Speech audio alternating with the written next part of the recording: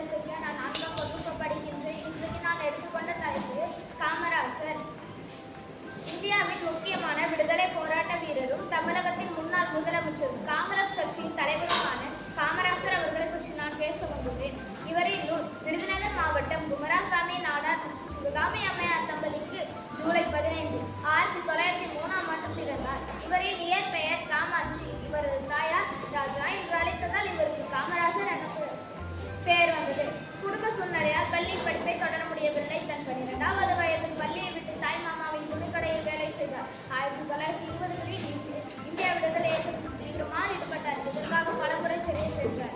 1942ஆம் ஆண்டு இணையவெளி இயக்கத்தில் 3 ஆண்டுகள் சிறை அனுபவித்தார் பெருந்தலைவர். 1954ஆம் ஆண்டு முதல் 1963ஆம் ஆண்டு வரை சென்னை மாநில முதலமைச்சராக பதவி வகித்தார் பெருந்தலைவர் காமராசர். பள்ளியில் ஏழை பணக்காரன் ஜாதி மதம் என்று பார்க்கக்கூடாதபடிக்கு இலவச சீருடை கொடுத்தவர் நம் ஐயா காமராசர். இது மட்டும் அல்லாமல் மாணவர்கள் பட்டினியோடு படிக்கக்கூடாது என்பதற்காக இலவச மதிய உணவு திட்டத்தை கொண்டு வந்தவரும் இவர்தான். இதனால் தான் இவரை கல்வி கண் திறந்த காமராசர் என்றும் நம் எல்லோரும் அழைக்கப்படுகிறார்.